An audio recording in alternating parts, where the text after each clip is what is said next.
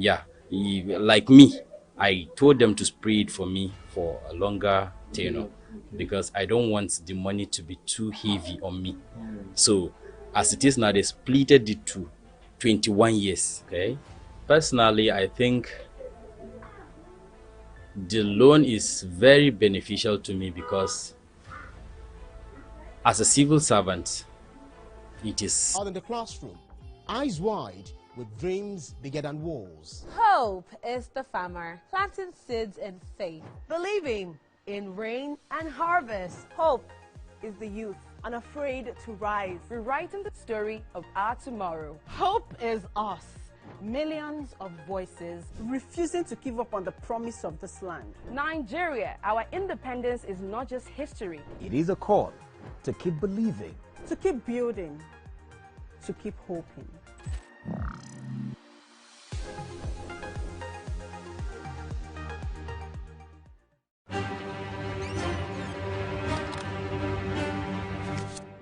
Every clash of ideas begin the same way. Differences could be a disagreement, two voices, two views, standing apart, or an argument. a battle to win, to prove, or to conquer. Both are born from differences. One can open the door to respect. Sound, are you ready? And the other close it with fire. Two perspectives, but one big issue. Are you good? Yes, I'm good to go. So do we argue to fight or disagree to understand? 3, 2, 1, we are live. This is the big...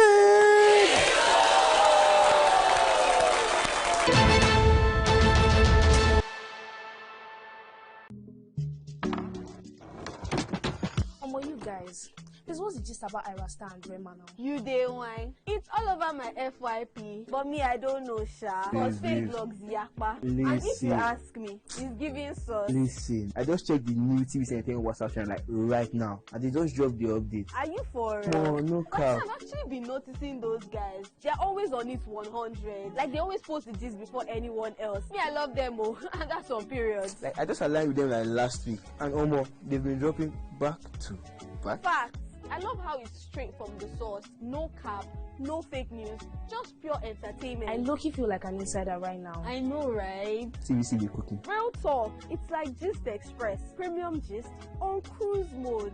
Always first, always next. Clock it. Fuck it. You know what, guys? I just joined. Active. Jess is right. All you're trying to say to you is, for your premium entertainment content, scan the QR code on your screen right now to join the TVC Entertainment WhatsApp channel.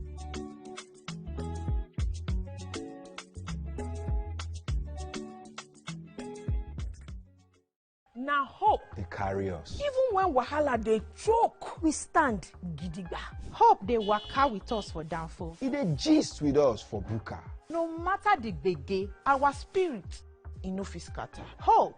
Now that pikin where they read ABCD and still get ogbonge dream for hearts. Hope. Now the mama where they fry akara, we see the reason say Tomorrow go soft for her. Naija. Your freedom na promise. Say hope go always come, no matter wetin happen.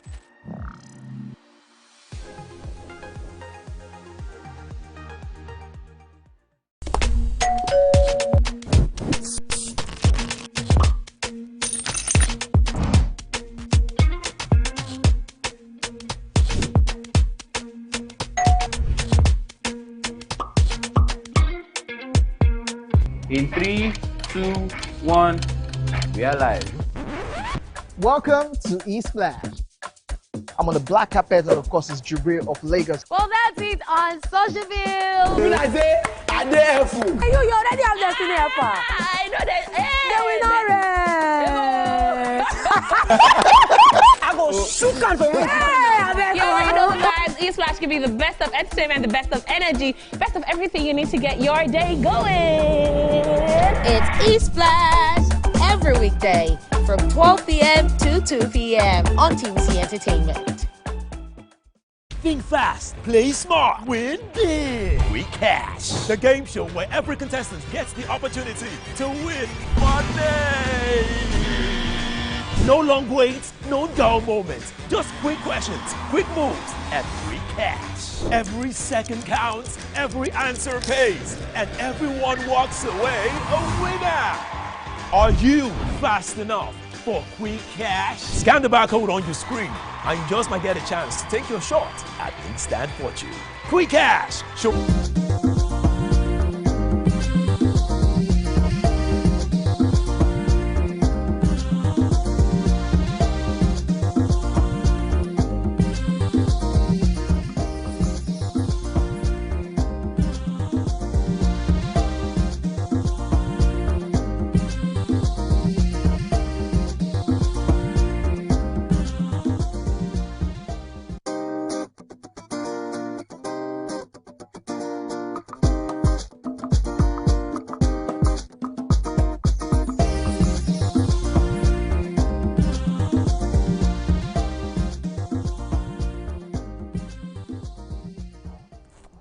It's Open House Thursday on Your View. Welcome to the show. I am Miriam Longe, and with me, as usual, are my co-host, Haji Anima.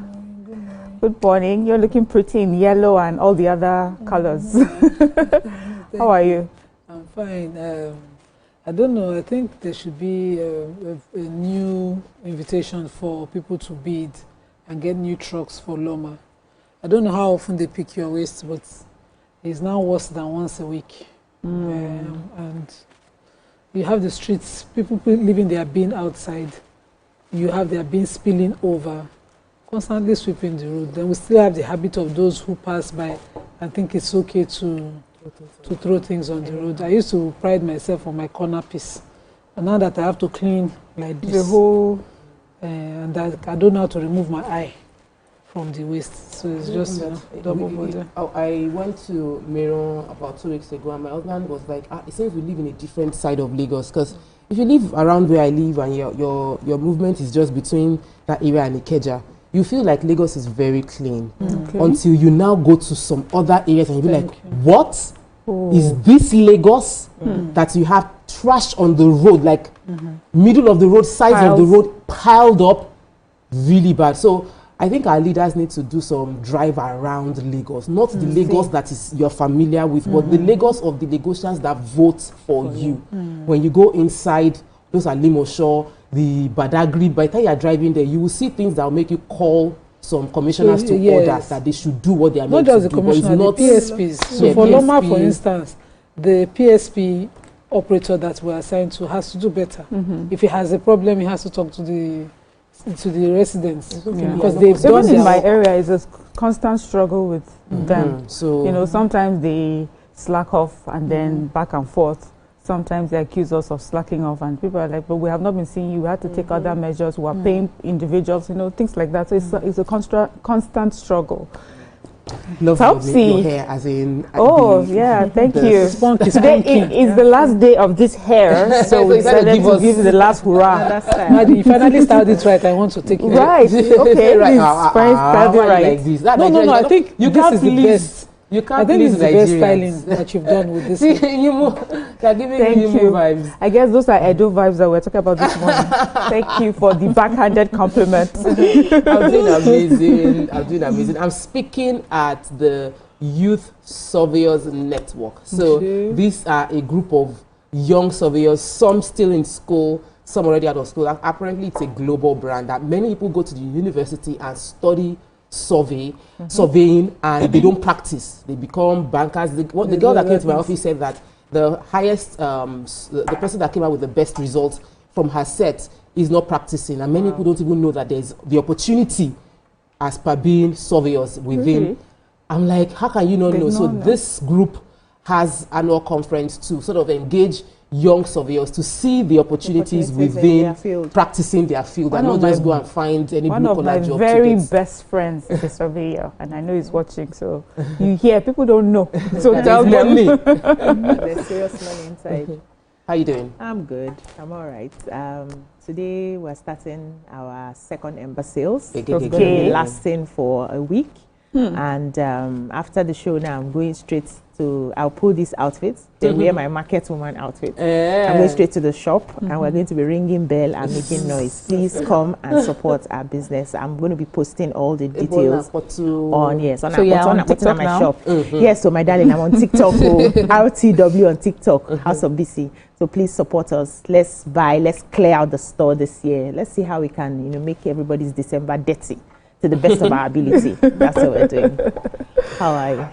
Okay, I'm looking forward to the weekend. Yeah, so that's it. So men did not compliment, they did not appreciate the shout out yesterday. Why? Right after the show. Me that finished on men the show. were saying we did not. I forgot to tell my husband. So they said that we didn't really shout out to them. They didn't really feel the shouting out. So I don't know, do we want to do a bigger shout out? Yes, so we shout out to shout out. Especially to the men in TVC. We celebrate the men in TVC. PCR. We are celebrating you, especially those men that are surrounding us now, the cameramen, the flock. They are smiling. They didn't hear it. Selective hearing. Let's go on a short break. When we'll come back, we'll look at today's papers. Stay with us.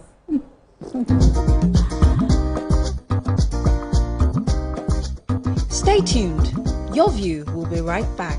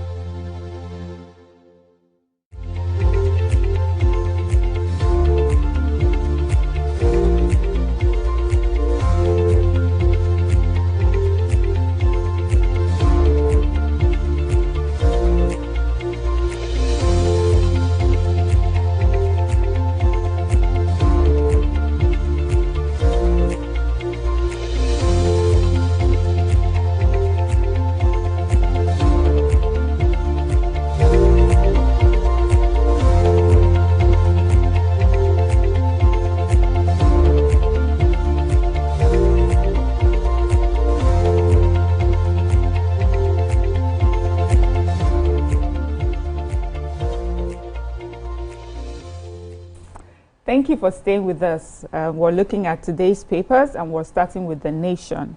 Major headline in The Nation: attacks. Tinubu puts troops on highest ever red alert. U.S. targeted killings claim has emboldened terrorists, says federal government. We also have a list of the abducted school pupils here. And then we have capital market turnover hits 10 trillion naira. Foreign surplus rises on strong inflows. We also have a picture here of police seal of PDP headquarters with barbed wire. Worst of Boko Haram insurgency over, says Zulum. Okay. LP Senator Ezia dies at 62. 13% derivation funds, hope rises for Kogi. FAC shares 209 trillion to federal government, states, councils. ISWAP leader jailed 20 years over terror attacks. Really? Capital gains tax to make markets more competitive, investor friendly. Daniel remains bona fide APC member, party tells Ogun chapter. And finally, Olubadan to elevate top Ibadan chiefs tomorrow. What do we have? I have a major headline. Okay. So the Minister for Information and National Orientation, Mohammed Idris, has said the President says, let it be known that President Tinubu has put our nation's security apparatuses on the highest ever alert and are deployed to actively pursue and eliminate terrorists, bandits, and criminal elements wherever they may be in Nigeria. And it says that our security forces have also been mandated to swiftly rescue the abducted Kebbi schoolgirls and reunite them with families. He said the president gave this directive to all security agencies to actively pursue, neutralize, and dismantle terrorists and criminal networks across the country. The president, who was scheduled to be in South Africa and Ethiopia for the AU summit, is no longer traveling. He stayed back in the country, and he says the president stayed back to stay on top of the security situation in the country, while also waiting for the report of the vice president, who was deployed to Kebbi State immediately after the attack. And he said that he's giving the troops giving them an immediate directive to rescue the kidnapped girls, following the spate of kidnaps in Borno, Kebbi, and the attacks in Kwara State, following each other successively within days. Okay, so the end, they said, came yesterday for Hussaini Ismaila, one of the leaders of the Islamic State's West Africa province, that's ISWAP, that was being prosecuted by the Department of State Services on terrorism charges. He was convicted by a federal high court in Abuja, and he is to spend the next 20 years behind bars. Justice Emeka Nwite handed out the sentence in a judgment delivered on Tuesday after Ismaila, aka Mai Tagaran, pleaded guilty to a 4-count terrorism charge brought against him by the DSS. The prosecution said Ismaila was the coordinator of the 2012 attacks on police headquarters in Bompai, Mobile Police Base, Kabuga Road, Farm Center Police Station, and Gwauku Police Station, all in Kano State, among other places in which many were injured. Now, shortly after his arrest on August 31st, 2017, at Samiya Baba Village, Gezewa Local Government, Kano State, he was arraigned on a 4-count charge brought under the Terrorism Prevention Amendment Act 2013. Now, the trials suffered delays resulting from appeals and conduct of a trial within trial to, among other things, ascertain the voluntaries of the defenses, including 2 DSS officials and 2 eyewitnesses to, some of the attacks. Now, he had earlier pleaded not guilty during the arraignment, but he changed his plea later to guilty after the testimony of the 5th prosecution witness, and pleaded with the court to be lenient with him. So Onija said Ismaila was remorseful and changed his plea to avoid wasting the court's time and regretted being involved in terrorism. Now, Justice Nwite found him guilty of the offences charged and sentenced him to 15 years in relation to count 1 and 20 years on counts 2, 3, and 4. Now, the judge also ordered that the sentences run concurrently, while the sentencing shall begin to run from the date of his arrest, August 31st, 2017. And he ordered that the Controller General of the Correctional Service confine the convict at any prison of the Controller General's choice for purpose of serving his sentence. I said he is subjected to both rehabilitation and de-radicalization after serving his term before being reintegrated into the society. That's where my pain is coming from. Why are we reintegrating such a person into the society? If we really want to stop this, we need to take them out. It's not about forgiving them after serving, because now that the way they calculate this, their service, it started already since 2017. So as far as we are concerned, in a few years it's out. Yes, and the worst part is our National Assembly seeing how detrimental this is to us as a society and allowing the coloration of every crime. This terrorism took lives. It should be the sentence cannot be lesser than a murder sentence. At all. If a murder sentence is a life for a life. Let's have a fuller discussion of this during the hot topics, since we're still taking papers. Yeah, I wanted to take the story. It's also on insecurity, but from the perspective of the Borno State Governor, Babagana Zulum, who said that the worst is behind. He said, based on his own data as a governor, that the insurgency and the attacks was worse before. Even according to him, he said the frequency and scale on our communities then were overwhelming. He said, today, while we grieve every single setback, we can see that the worst is indeed behind us. The trajectory is towards peace, and we are committed to sustaining this. He said this while he was having a meeting with the Chief of Army Staff, Lieutenant General Shaibu Wadidi in Maiduguri, and he was commiserating with the Nigerian Army over the recent attack and praised the bravery of and the sacrifice of the officers and soldiers, calling them heroes. And then he spoke on behalf of the government of the states, Borno State, and we know that Borno was the epicenter, still is epicenter of the crisis, but according to him, he wants to appreciate the officers and appreciate the sacrifice they are making, and based on the data of crisis, it's not as bad as it used to be, but they still acknowledge that there is room for improvement. This is not the kind of rhetoric we should be hearing right now. I'm quoting in the light of what is happening. I'm reading. I agree with you, but it's not the kind of rhetoric we want. We will discuss this further in our hot topics. The next paper is Daily Sun. A major headline in the Daily Sun is Kebbi abduction, your pain, our pains. Tinubu tells victims, vows justice, support for families, and postpones trip to G20 AU-EU. Here we have the picture of our Vice President commiserating with the government and people of Kebbi State over the abduction of the girls. And then we have Benue tops Nigeria's displacement crisis chart, says NHRC. Police seal People's Democratic Party National Secretariat. 5.5 million jobs at risk over Senate bid to ban sachet alcohol. FOBTOB. Kalumba, others mourn, pay tributes to Senator Ezia. Water pollution threatens health in Lagos, Kogi, Kebbi. Kanu drags AGF, DG, DSS, 2 witnesses to court over alleged perjury. Okay, should I? No, let's go on a commercial break. When we come back, we'll continue looking at the papers. Stay with us.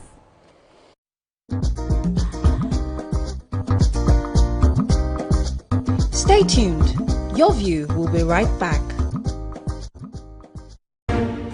Mondays and Fridays on TVC Entertainment.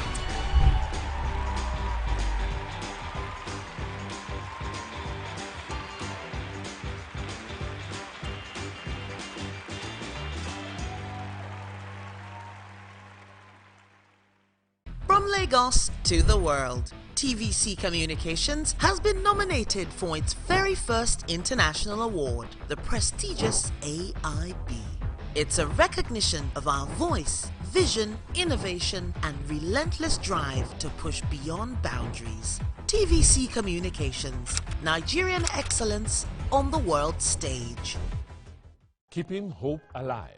We are the drumbeats that refuse to be silenced, even when the rhythm falters. We are the green that refuses to fade. And the white that dares to shine. Hope is not a stranger here. It lives in our markets, our music, and our streets. Every dawn in Nigeria is proof that tomorrow is still worth fighting for. Hope is a child in the classroom, eyes wide, with dreams bigger than walls. Hope is the farmer planting seeds in faith, believing in rain and harvest. Hope is the youth unafraid to rise, rewriting the story of our tomorrow. Hope is us, millions of voices refusing to give up on the promise of this land. Nigeria, our independence is not just history. It is a call to keep believing, to keep building, to keep hoping.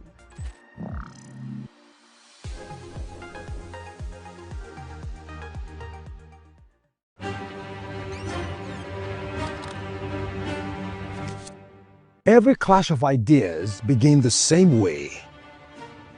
Differences could be a disagreement, 2 voices, 2 views, standing apart, or an argument. A battle to win, to prove, or to conquer. Both are born from differences. One can open the door to respect. Sound, are you ready? And the other close it with fire. 2 perspectives, but one big issue. Are you good? Yes, I'm good to go. So do we argue to fight or disagree to understand? 3, 2, 1, we are live. This is the big...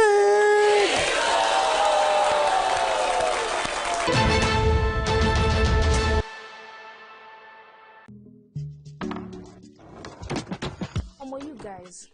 This was the gist about Ira Star and Rema now. You day wine. It's all over my FYP, but me I don't know, Sha. Cause fake logs yakpa. And if you ask me, it's giving sauce. Listen, I just checked the new TV Center WhatsApp channel like right now, and they just dropped the update. Are you for real? No, no cap. I've actually been noticing those guys. They're always on it 100. Like they always post the gist before anyone else. Me, I love them, oh, and that's on periods. Like I just aligned with them like last week, and almost they've been dropping back to back. Facts. I love how it's straight from the source. No cap, no fake news, just pure entertainment. I low-key feel like an insider right now. I know, right? TVC be cooking. Real talk. It's like Gist Express. Premium gist on cruise mode. Always first. Always maintain. Clock it. Clock it. You know what, guys? I just joined. Active. Jess is right. What you're trying to say to you is, for your premium entertainment content, scan the QR code on your screen. Join the TVC Entertainment WhatsApp channel.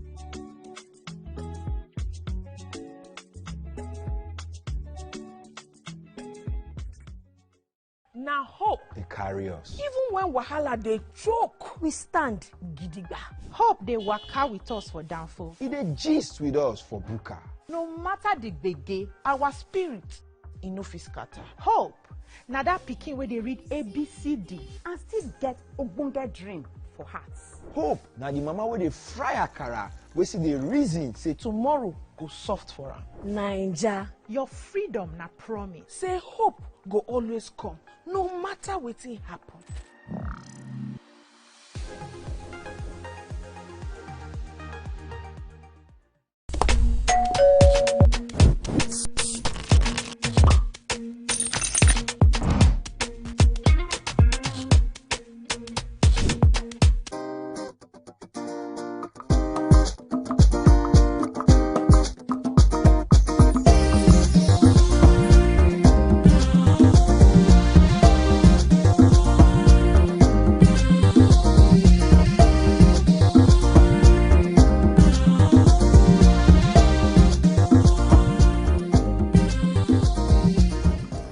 We're still looking at today's papers.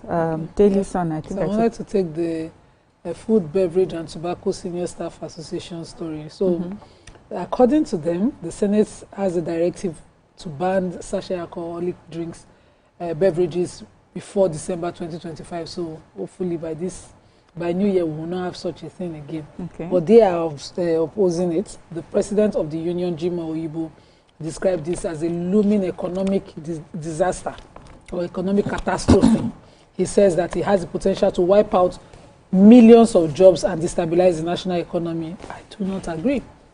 He says that the Senate appears to have listened to only one side, that this clearly violates principles of fair hearing, saying that NAFDAC had attempted to ban in 2024, and they had to get the support of the House of Reps to control and NAFDAC's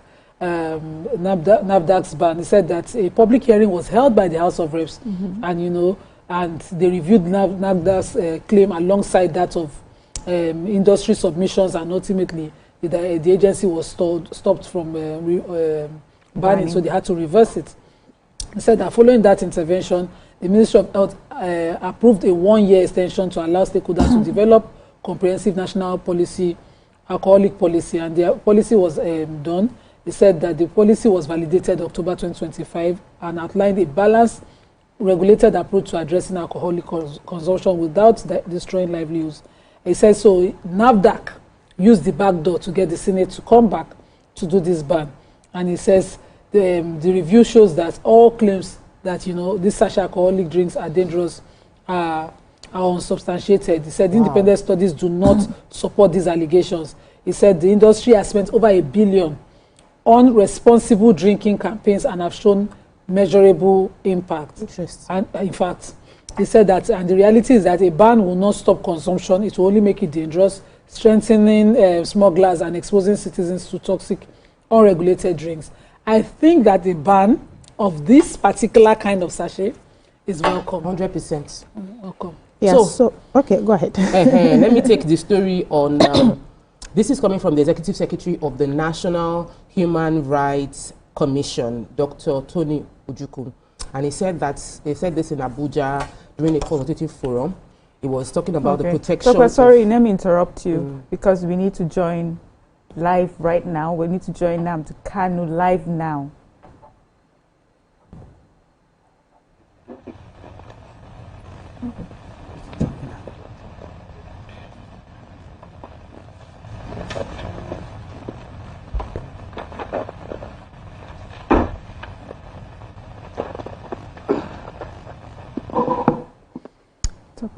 Okay, so the event was organized by this National Human Rights Commission, and the statement was that Benue remains the top most troubled displacement flashpoint out of 11 states with 39,000 displaced persons within 6 months. So this is a different kind of challenge because this is about internally displaced people.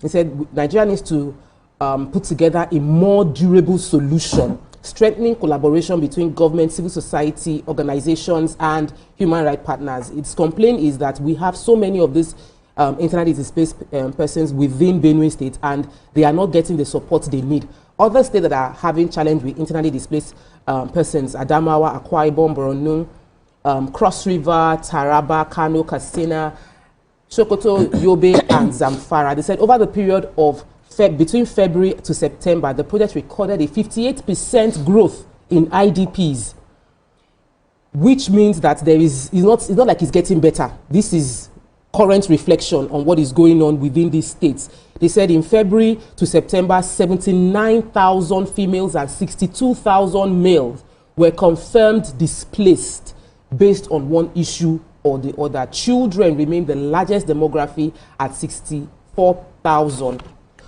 So there's these are the vulnerable people that are being moved from their houses from one, and it's based on insecurity as well. It seems like this is all we're discussing back to back. So sorry, BC, before you go, sorry for the the interruption. It was urgent and we had to take it. But the detained leader of the indigenous people of Biafra, Nnamdi Kanu, will today know his fate in the prolonged legal battle with the federal government, and so that's why we have to. For our viewers, we have to cut off from our live broadcast, and our viewers can continue watching your view by scanning the QR code on their screen right now. Can I go ahead now? Yeah. So the Nigerian Hydrological Services Agency, NISA, has raised concerns over water contamination in Lagos, Kogi, and Kebbi, calling for immediate action to protect public health and ensure safe water access. NISA Director General Omar Mohammed made the disclosure during a media briefing in Abuja on Wednesday. And according to Mohammed, the agency's water quality, flood assessment and validation report revealed high levels of heavy metals, microbial pollutants and physical contaminants in groundwater and wells across the 3 states. The findings follow flooding events that have worsened water safety risks. In Lagos, the agency found excessive levels of nitrate, fluoride, lead and cadmium alongside significant microbial contamination. Mohammed attributed the pollutants to industrial discharge, sewage infiltration, waste leaching, and corrosion of aging plumbing systems. So he warned that the contaminants could cause neurological damage from the lead, kidney problems from cadmium, blue baby syndrome from nitrates, and bone and dental deformities from the fluoride. He also noted that the floodwater intrusion and damaged drainage systems worsen exposure, increasing public health risk in the state. So in Kogi, groundwater samples indicated, there's a lot of data here, but what they are saying at the end of the day is that they have a proper treatment plan that some of these states can take on and adhere to, that would help them remove some of these issues from the water so that people can have clean and accessible water to drink in these 3 states. Okay, we've run out of time, but let me just take the headlines in the Vanguard. We have Kebbi Kwara attacks halt Tinubu's troops. Federal government has lost grip on northern security. And a huge advertorial here from Tantita Security Services congratulating former President Goodluck Jonathan at 68. And that's all we can take from the papers today. Let's go on a short break. When we return, we'll move to our hot topic.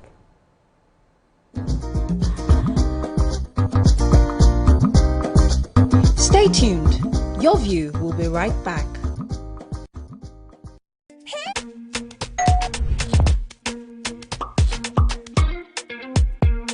In 3, 2, 1, we are live. Welcome to E-Splash. I'm on the black carpet, and of course, it's Jubril of Lagos. Well, that's it on Social View. When I say, I dare fool. You already have Destiny Alpha. I know that. I go shoot out for you. You know, guys, E-Splash can be the best of entertainment, the best of energy, best of everything you need to get your day going. It's E-Splash every weekday from 12 p.m. to 2 p.m. on TVC Entertainment. Away, Omega! Are you fast enough for quick cash? Scan the barcode on your screen and you just might get a chance to take your shot at instant fortune. Quick Cash, showing Mondays and Fridays on TVC Entertainment.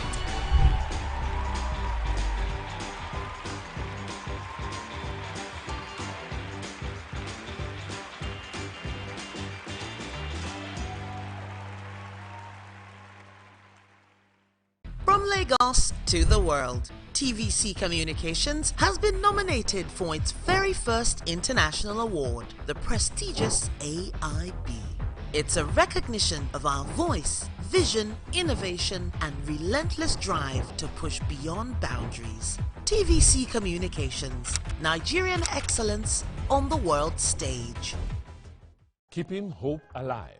We are the drumbeats that refuse to be silent. Even when the rhythm falters. We are the green that refuses to fade. And the white that dares to shine. Hope is not a stranger here. It lives in our markets, our music, and our streets.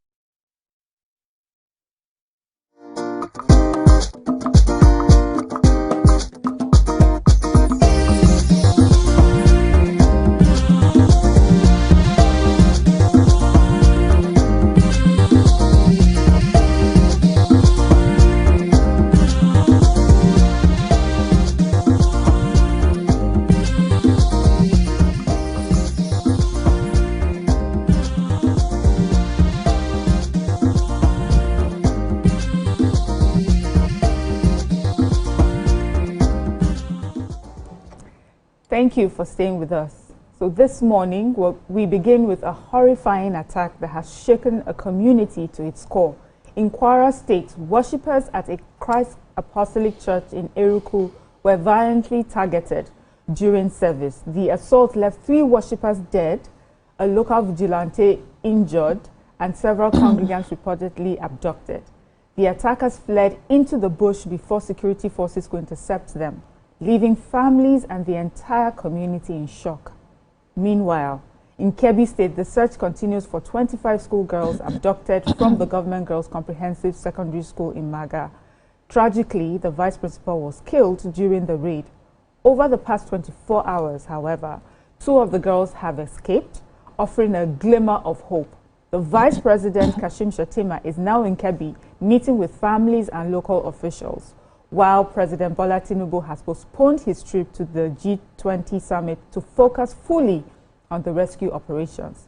So today we'll take a closer look at the human and national implications of these attacks, examining the security gaps, the response so far, and what must happen to prevent further tragedies.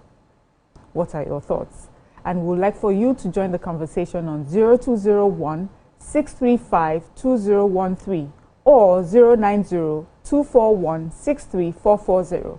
You can also tweet to us at TVC Connect using the hashtag YourViewTVC. Ladies, I can't believe we're here again. We talked about the Kebbi girls yesterday, and today we're here talking about the attack that just happened in Kwara State in the Eruku community while on a live stream in church, where they are meant to be, doing what they are meant to do, not looking for anyone's trouble. And they were attacked while it was being streamed live. And yet, even in this case, the perpetrators have gotten away with it. So it seems. They have not. So it seems. They have not. We have a community that is mourning death, abductees, the injured, and yet again it seems they were able to do what they did and leave the community.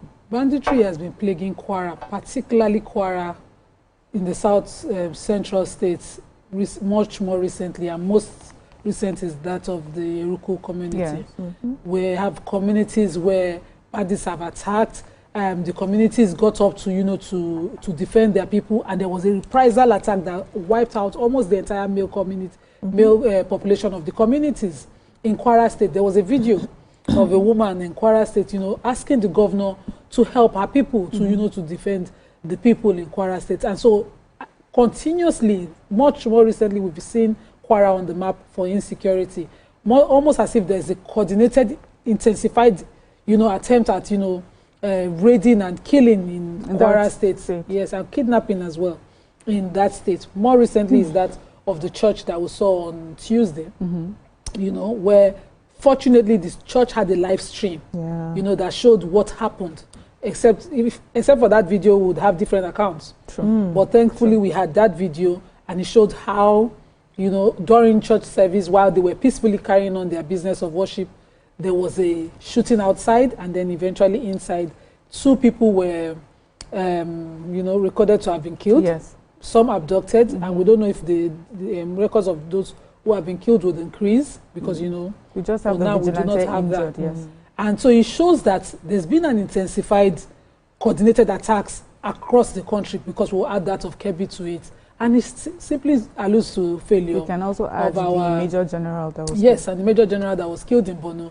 So it only, goes to conclude, you can help us conclude that, there's been a failure of our security apparatus in the country. Just because the president had said that, there was intelligence about the school attack in Kebbi. Okay. And that, they had gone ahead and, sort of prepared the students before the attack. And I'm wondering, with an intelligence attack of that magnitude, of, such a suggestion, is it just to prep the students and the school that would have been, done? Yeah. When you have intelligence of an attack in anywhere in the country, they should have beefed up security around the school. Those are some of the gaps we'll be so the gap, the gap was too wide, and we failed the students again. And sadly, back to bring back our girls. And we can't continue to play these scripts back and forth every year. We need to do better. As we said, the names of the girls have been released, and I don't know, Toko, if you have the names or who has the names. I think it's of importance to name those girls, because they're not just statistics. Really. The thing is, yes, they are not statistics. I remember when the Bring Back Our Girls drama happened, there was a lot of doubt. The show was on, and people were like, no, it's not true. How can they carry that much number of girls? Nigeria doesn't have data. They inflated the number. There was a lot of doubt. So I like when you said the names are out. Let's call the names. But beyond that, we also have videos of the parents. We have siblings of some of the students. But somebody was saying that concerning what happened in Kwara State, it worries me because, you see, the thing is, every time that we record this, every day, I'm tired. We sit on this show, every day you read the papers. As you flip, there's either one attack that happened here, kidnapping that happened there. So there was never really a time it stopped. It's just because this number is huge, and then it's getting a lot of media airtime. We have gotten a bit used to this news. We have gotten a bit used to it. They don't do them again. It don't happen again. And somebody was calling us out yesterday that it's because it has not happened close to home. That's not true. That's not true. It's not about close to home. If we open our mouth to tell you what has happened close to home, like everybody here has one person around us very close to home. Very. Have escaped. Have not just escaped. We have survived kidnapping. So the story of kidnapping in Nigeria is not. It is something in the north. It is something in the middle belt. Kwara is not north. It's not north. This is what we live through every day. Does not allow you say that. It's north. It's not central. It's not central, but like the way you talk about it, like this is a northern thing. It's only happening in the north. The kidnapping that by somebody very close to me survived happened in the south. It's not strictly insecurity happening in the north. Everybody is facing it. So let's not divide ourselves, because what I'm seeing online is we're now fighting each other as opposed to fighting the crime, fighting the criminals, facing the criminals. Somebody is coming out to say that, no, this attack is because the president or US president gave room for some people to now step in and take advantage. Somebody else is saying that, no, he's Christian, the school is predominantly Christians. No, let's see the data. There are also Muslims there. All of those arguments does not bring back the girls. It doesn't bring back the church members. It doesn't solve insecurity. It divides us. We're not united in solving the problem. Exactly. We have a problem. The elephant in the room is insecurity. It has many heads across the different parts of Nigeria, in every state of Nigeria. Can we all sit down and face that problem? Because nobody is free. Yeah. Nobody is innocent. Nobody is safe. No area is safe. No area is safe.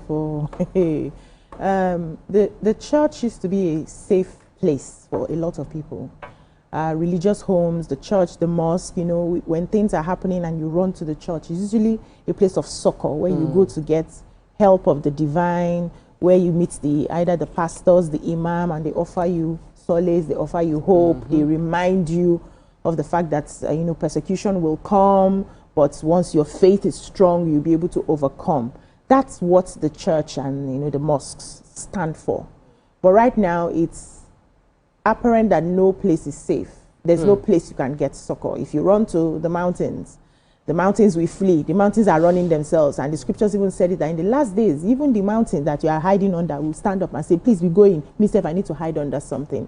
And we're seeing it happen in our very before. And this is very, very unfortunate.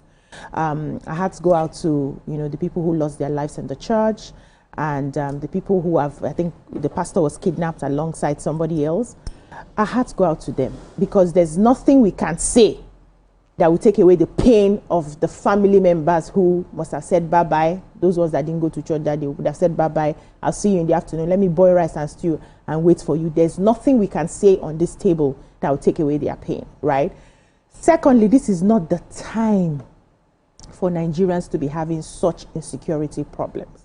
We are just finding a way to explain to America that we have it together, that we're able to solve our problems, that the problems we have are internal problems. We are still trying to defend the fact that this is not a genocide of a particular set of people. It's not a genocide of Christians.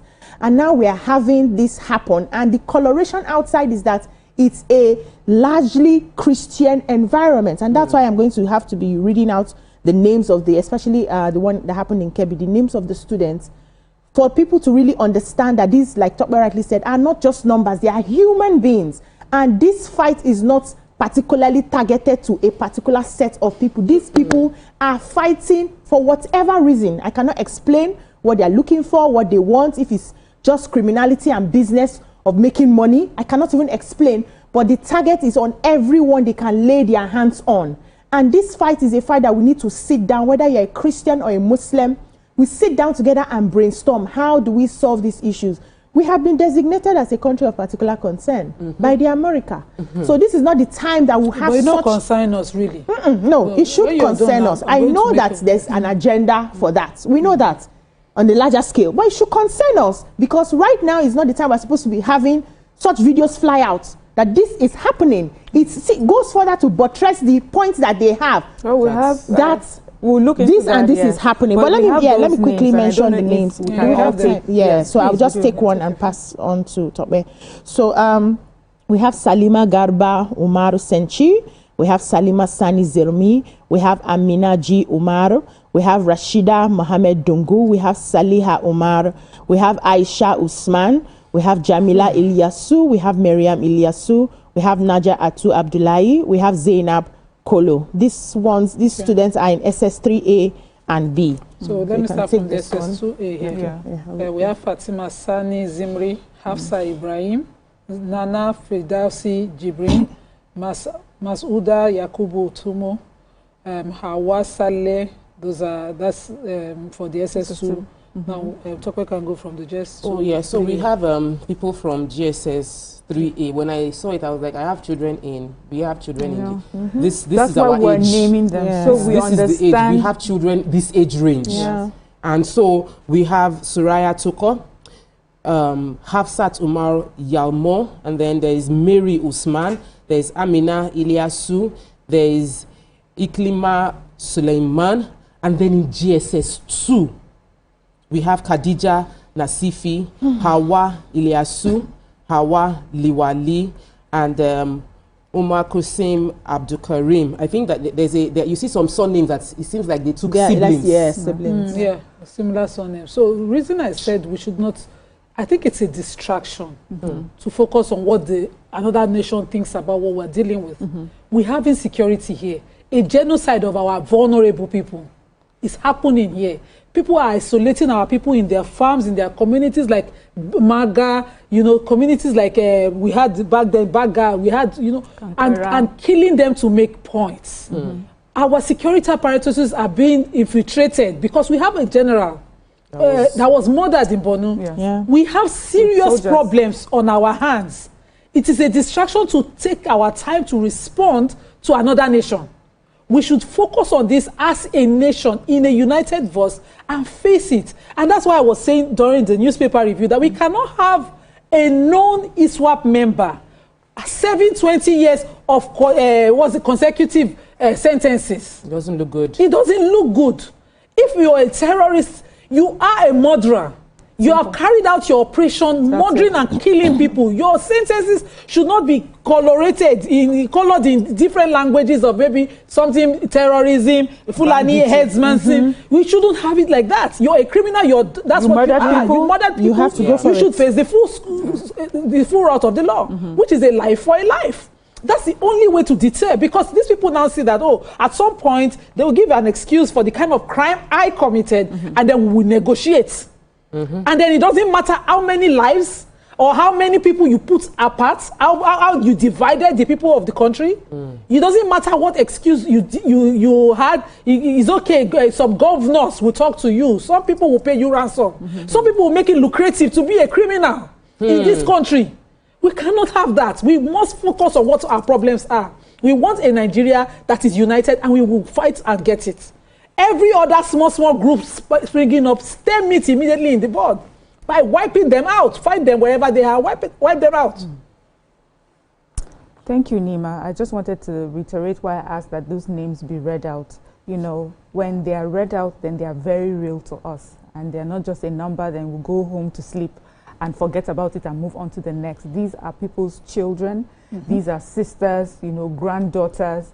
There's one person who has my name, we're looking at their age. They're just similar to our own children at home. So it could have been any one of us. In fact, if it happens to one of us, it happens to all of us. So I'm happy that these names are out. We put them in our prayers, and we hope that the marching orders that have been given to the military would come to, a fruitful conclusion. But let's go on a short break. When we come back, we'll continue with our conversation. Stay with us. Stay tuned. Your View will be right back.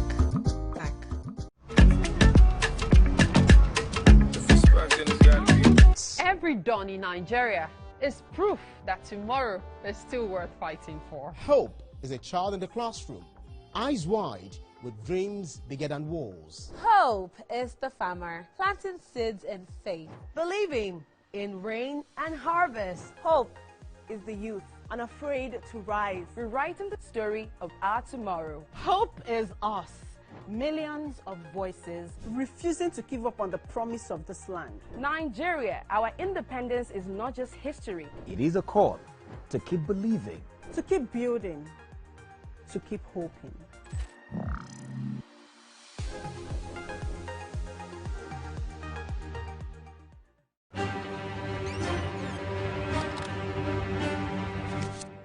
Every clash of ideas begin the same way. Differences could be a disagreement, Two voices, two views, standing apart. or an argument. A battle to win, to prove, or to conquer. Both are born from differences. One can open the door to respect, Sound, are you ready? and the other close it with fire. Two perspectives, but one big issue. Are you good? Yes, I'm good to go. So do we argue to fight or disagree to understand? 3, 2, 1, we are live. This is the big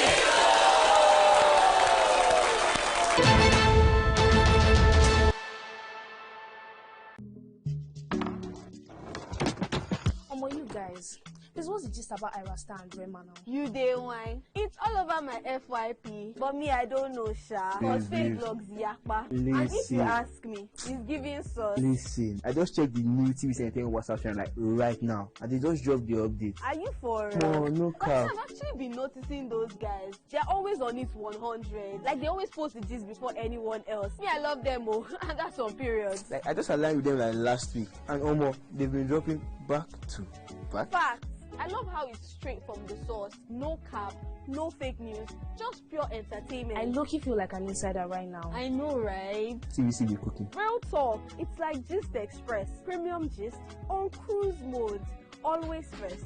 Always maintain. Clock it. Clock it. You know what, guys? I just joined. Active. Jess is right. All you're trying to say to you is, for your premium entertainment content, scan the QR code on your screen right now to join the TVC Entertainment WhatsApp channel.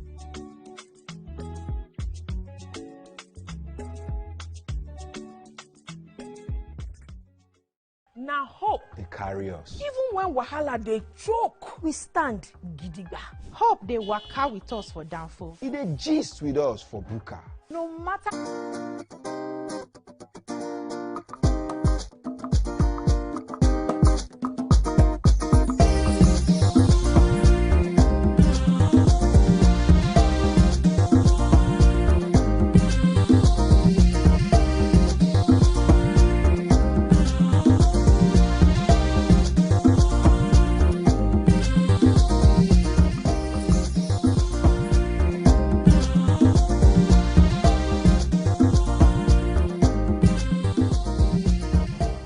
Thank you for staying with us. Ladies, you know, while we're giving our initial thoughts, we started talking about the USA. Honestly, I really wanted to talk about them at the very end of our conversation, but since we've started with it, I wanted to ask you what you feel about, you know, the reports in the papers where it's saying that the federal government is accusing or blaming the US for actually inciting the current or the recent violence that we have seen so far.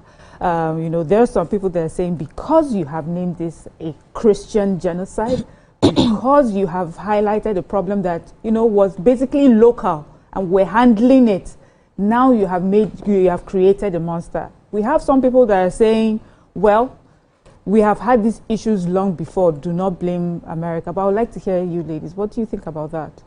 Do we blame the USA? So a part of me sort of agrees with the statement, but I did not like the fact that the statement was, somebody made that statement from the government. It could be kitchen talk. It could be beer parlor talk. Why? Because we all feel like the level of attack that happened after the President Donald Trump's statement seemed to have increased, and then he's getting a lot more mileage.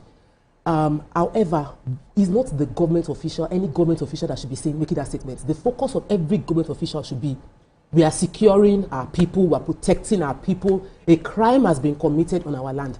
Not giving the crime a coloration of it was inspired by this country. It was inspired by this president. We don't need to know who inspired it. Point is, it took place because there was a lacuna that allowed some people to have the confidence to take advantage of what they heard to carry out attack. So face the lacuna, face your country, face the problem in your country. Let's not face what is happening in America. It's the same opinion I had when we came on this show. Like, in today's world, close our eyes to external influence?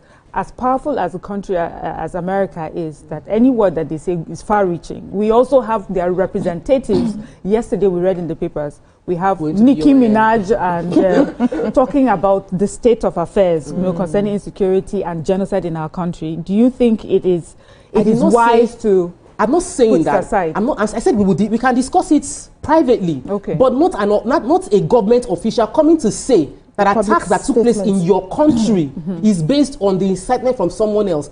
What I feel the entire attention, and we always know that what we focus on expands. So let's focus our attention as a nation on dealing with the insecurity challenges that we have as a country. Yes, it could have been incited, but a cause doesn't come without a cause. If you don't already have a crisis in your country and somebody is saying something, how would it happen? Yeah. It would happen only because you already have a little problem and then they now have small shoulder pad to bring about bigger problems. So let's face the little problem that we have that seems to be growing bigger by the day and leave the person that is inciting them outside. Because if we quell the challenge we have here, whatever they're doing outside cannot get to us. So, yes, well done. It was inspired by them, but every government statement that Nigeria doesn't want to hear America was the one that inspired it. We don't want to hear. There's something that might be right, but is not lawful. That's things that it can be right, like, okay, it's a fact. But it's not something that the world wants, your people want to hear. What they want to hear is how you are fighting for them. Do you agree that your people don't want to hear that part of the conversation where they are thinking that there might also be a greater influence in what is happening? Or conspiracy theories? I disagree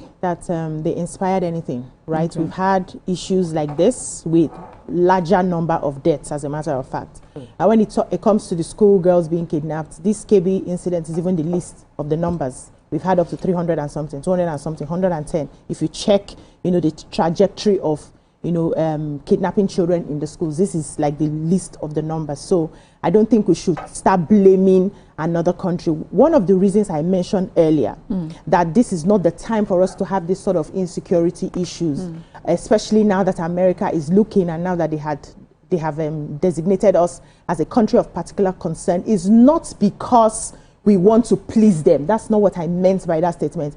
It's because we are actually going to be proving them right with a lot of inaction. So it's not the time to start bantering what America inspired, America did not inspire. It's the time to show force as a government that we have it under control and nip it in the bud. Thank you for that. Let me take a call and then you can finish your thoughts after. Hassan from Port Harcourt. Good morning, Hassan. Hassan, good morning. Are you with us? Okay, I don't think so. So anybody can designate whatever they want to designate. It shouldn't concern us. We can hear it. We now say, okay, everybody is watching. Now, if we were sleeping before, this is not the time to be sleeping. If we had not made plans before, this is not the time to just wait and say it will fizzle out like we have been waiting. And I know that the government has, to the best of their ability, done a lot.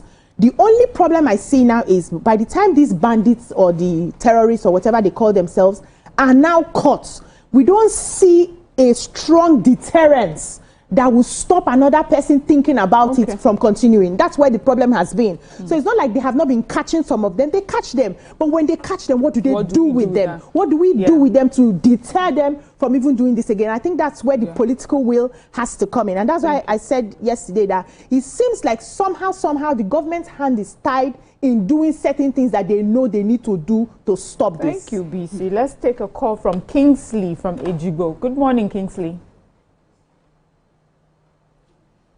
Kingsley, good morning. Good morning.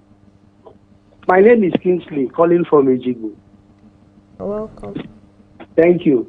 Please, could you speak up, Kingsley? First time caller. Welcome to the show. Thank you. Okay, concerning this insecurity of a thing is what I'm talking about. It's very, very unfortunate. After America has tagged us as a particular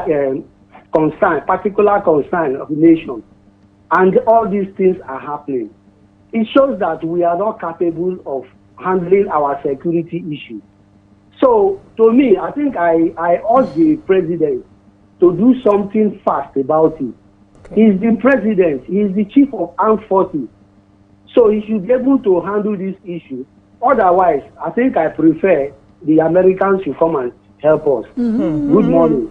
Okay. Thank you, Kingsley, for your contribution. So it is beyond statements of incitement that these foreigners, the way I will put it, are played. We have foreign actors behind banditry in this country, and it's a fact. Because we have paid bandits in the past in foreign currencies. It's a fact. True. We've been labeled a country of particular concern, but Sudan, where the UAE is backing rebels, is not labeled the country of particular concern. Thank you, America. Thank you very much for showing concern. But I'm wondering whether Nigerians are following this news around the world before you ask America to come and civilize us again. Because I don't understand. We as a nation must stand up and defend the perimeters of this nation by ourselves. We don't need help. If we must, in the places we lack, buy the weapons we need and allow these weapons to be bought when we need it. Because the history showed that when we needed it, we couldn't buy it. We were not allowed to bring it in. It was said that we were not trusted to deal with banditry and terrorism with the human rights face of America. That was the history. So really, I don't want to go back to that topic, because my reservations on that topic cannot do balance. We're talking about lives here. Nigerians' lives are being used to push a narrative. We must, as a nation, stand up without that bias of any nation and face it as a nation. That's where I stand. 100%. But America, your savior, okay, thanks a lot. Can we take... Let's go on a short break. When we come back, we'll continue with our conversation. Stay with us.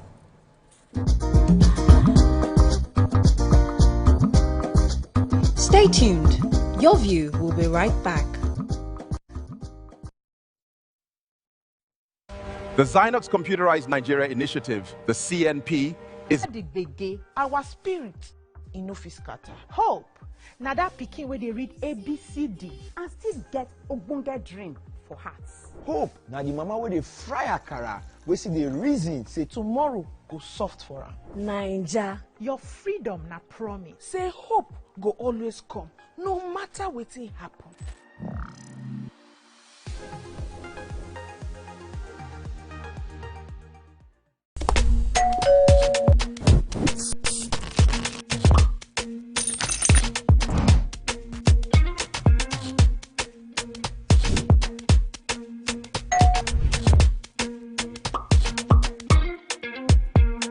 In 3, 2, 1, we are live. Welcome to Eastland. I'm on the black carpet, and of course, it's Jubril of Lagos. Well, that's it on Social Bill. You like say, I dare fool. You already have Destiny Alpha. I know that. I go shoot out for you. You already know, guys. Eastflash can be the best of entertainment, the best of energy, best of everything you need to get your day going. It's Eastflash every weekday from 12 p.m. to 2 p.m. on TVC Entertainment. Think fast, play smart, win big. We Cash, the game show where every contestant gets the opportunity to win money. No long waits, no dull moments. Just quick questions, quick moves, and free cash. Every second counts, every answer pays, and everyone walks away a winner. Are you fast enough for quick cash? Scan the barcode on your screen, and you just might get a chance to take your shot at instant fortune.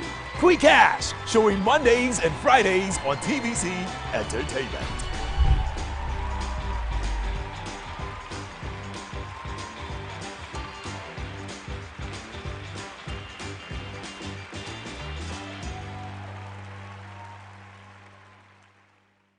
From Lagos to the world, TVC Communications has been nominated for its very first international award, the prestigious AIB.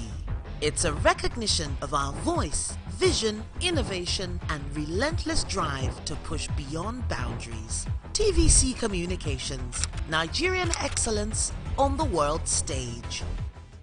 Keeping hope alive. We are the drumbeats that refuse to be silent. Even when the rhythm falters. We are the green that refuses.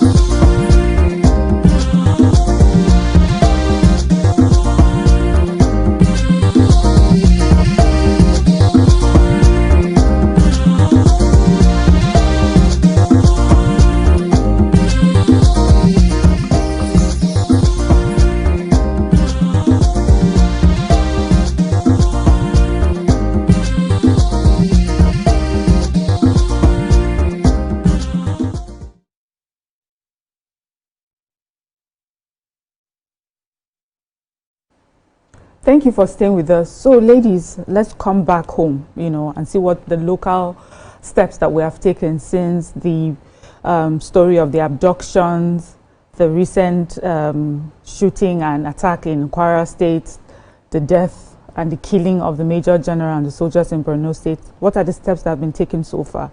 So, we have heard the marching orders that have been given to the military. And since then, our Vice President has gone to Kebbi to commiserate with the government and families of those who have, gone, who, you know, of the abductees. The girls have been named, you know. The president himself has cancelled major trips, the one for the G20 meeting and the AU-EU summit.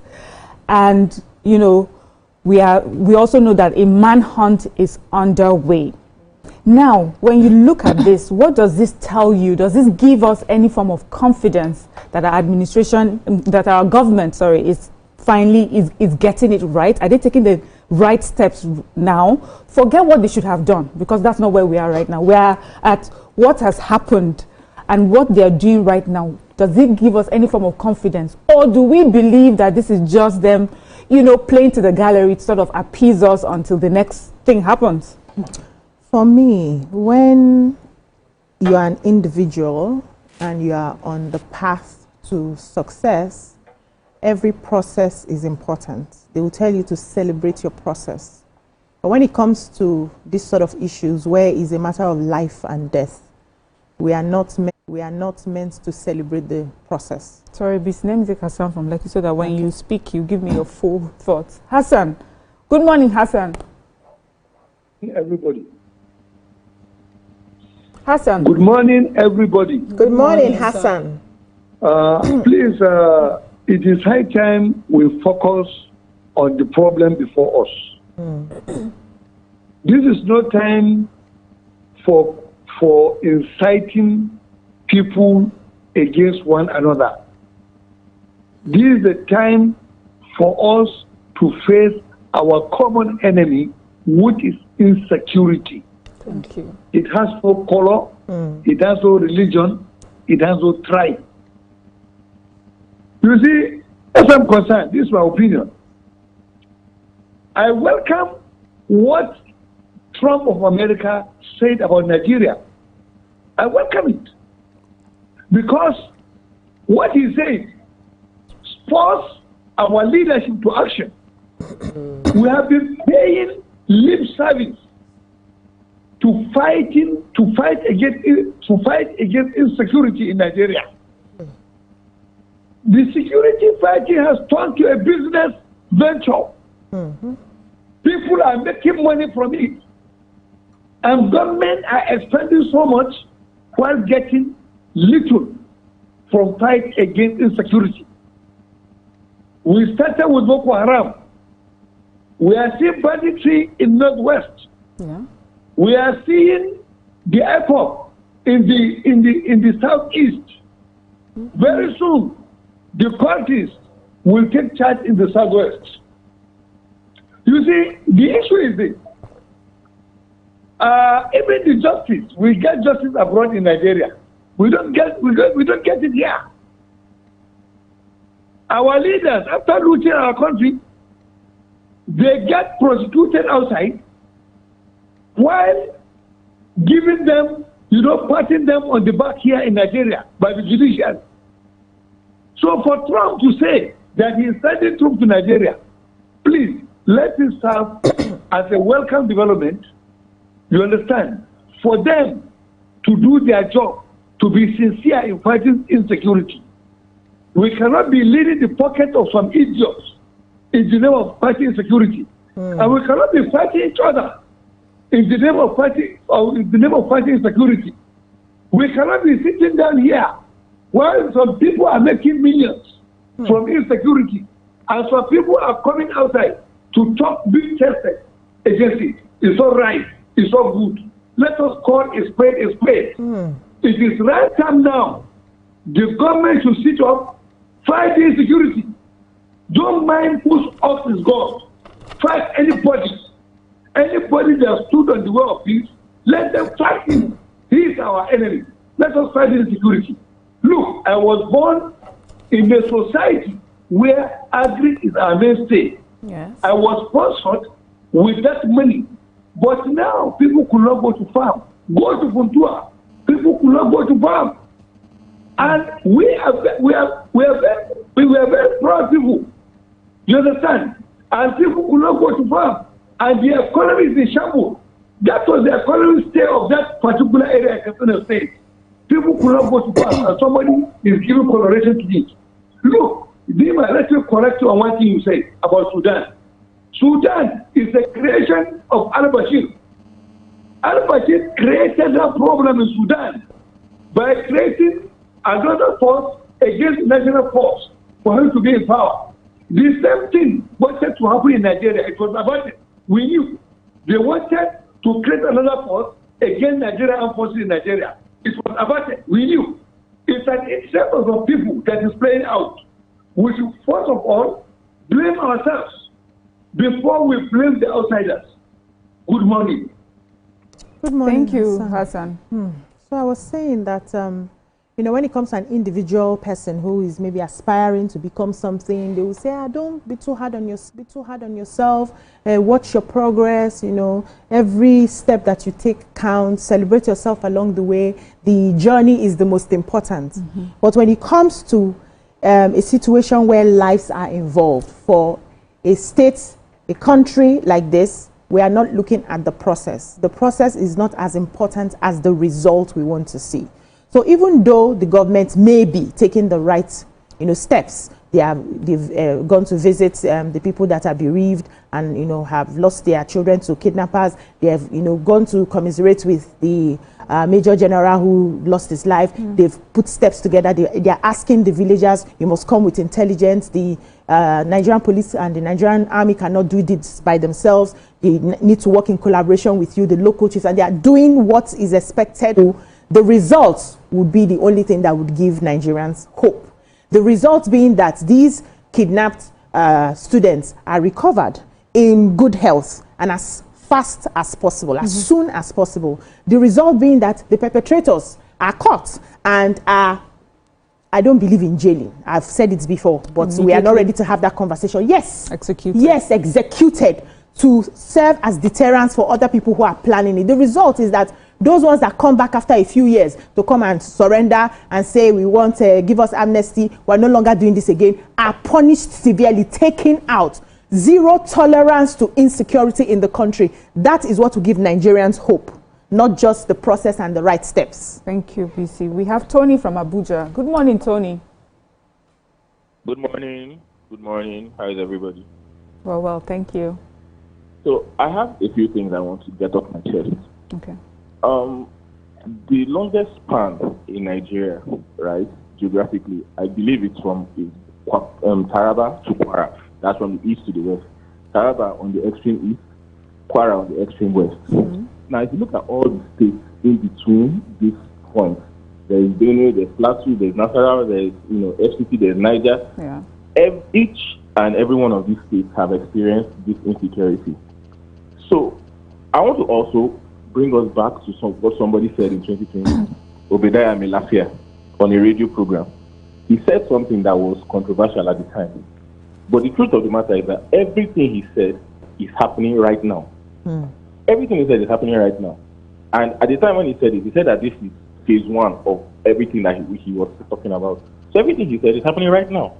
Now, another thing to look at is that why can't we catch these people? They are so bold that they even make videos on TikTok with their faces displaying cash. And the kind of money that they make, especially from ransom and kidnapping and all those things, that money is too much for them to do something else. Because there's nothing else they will do in their lives that will earn them the type of money that they make from this kidnapping. So already they are lost causes. They cannot be reformed.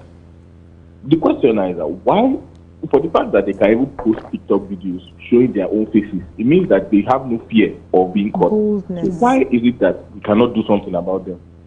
Then if you also look at our military right now, the Brigadier General was killed. First of all, he was ambushed. He survived the ambush. And one way or the other, the terrorists knew that he survived the ambush and intensified search to find him and killed him. So what does that tell you? Sabotage. Now, the question I also have, another question I have is, can our military contain this? Because if you look at, like I said, between Taraba and Kwara, see how far that distance is. Can our military really contain this? And again, look at the Kebbi schoolgirls. One family will be devastated, 3 or 4 of their children gone. How are they? Another question I have is that, are we all sitting ducks? Because it's like almost every Nigerian has one experience with kidnapping or the other. Yeah. So almost every Nigerian has somebody who knows somebody that's been kidnapped. So that means almost every Nigerian is one kidnap away from either dying or having a traumatic experience. So the question is, where is next? Are we all sitting ducks? These are the issues. And my point is that somebody made this point in 2020. I remember at that time, NBC even banned the radio station for him making inciting claims and blah, blah, blah. Inciting claims and unverifiable information. Now, all that information 5 years later is now true. It means that nobody even took the time to investigate, to ask questions.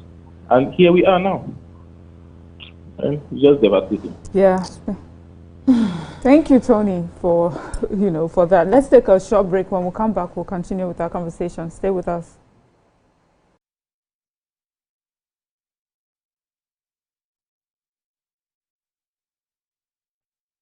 To fade. And the white that dares to shine. Hope is not a stranger here. It lives in our markets, Our music, and our streets. Every dawn in Nigeria is proof that tomorrow is still worth fighting for. Hope is a child in the classroom, eyes wide, with dreams bigger than walls. Hope is the farmer planting seeds in faith, believing in rain and harvest. Hope is the youth unafraid to rise, rewriting the story of our tomorrow. Hope is us, millions of voices refusing to give up on the promise of this land. Nigeria, our independence is not just history. It is a call to keep believing, To keep building, to keep hoping.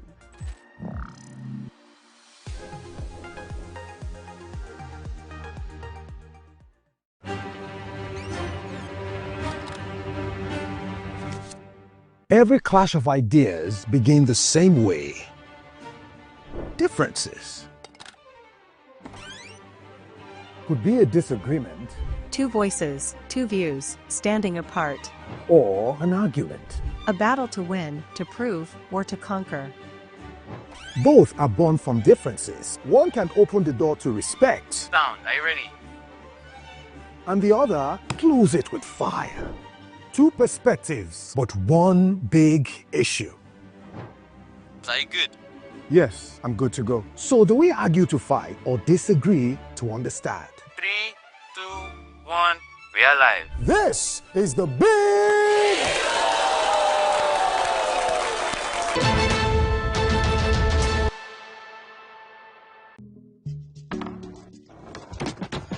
You guys, this was just about Irasta and Rema now. You day wine. It's all over my FYP, but me I don't know Sha. Cause fake blogs yakpa. And if you ask me, it's giving sauce. Listen, I just checked the new TV center WhatsApp channel like right now, and they just dropped the update. Are you for No, no cap. I've actually been noticing those guys.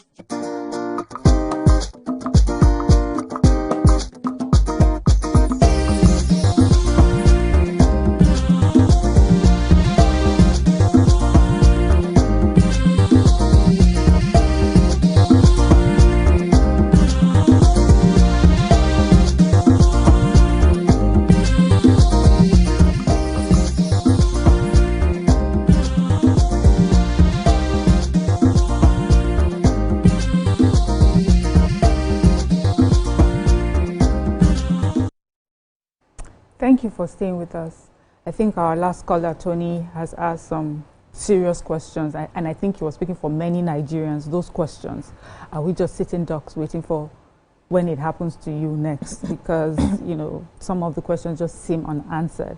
Otokwe, what would you say would give you some form of reassurance going forward from today? What would you like to see or hear that will give you some reassurance that we've got this and we are doing the right thing?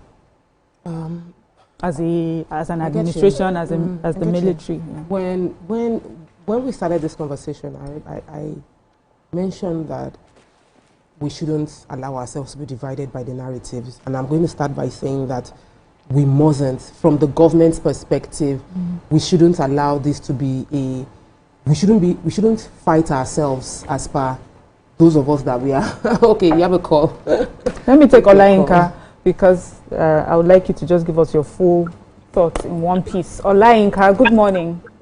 Good morning. First time caller. Welcome to the show. Thank you. Okay, so this matter is a very, this insecurity matter. For years, so I grew up in the north, and I'm very familiar with the terrain. A Yoruba boy who was born and brought up in the north, in one of the villages in Plateau State, so to speak. So I'm very familiar with what has happened, how things got to where it is. Back in the days, we used to call them itasini, kidnapping young children and all that. But let's come to what's happening today. Trump making his announcements, and the uproar and everybody coming up with their ideas and all that. Let me try and just come to what my own thinking about this situation. Trump, is good that he called it out, but his approach is totally wrong as far as I'm concerned. If he wants to help, he should give us the technology. That is my opinion. He has no business making statements like this, his army or whatever is going to come in guns blazing. Yes. That is totally wrong. Absolutely wrong. He has no business.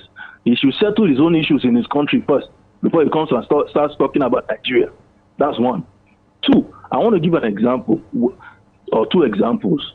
Somalia, where an American lady who I think was a missionary, whatever, was working and doing, what do you call them, philanthropic stuff in Somalia, and was kidnapped.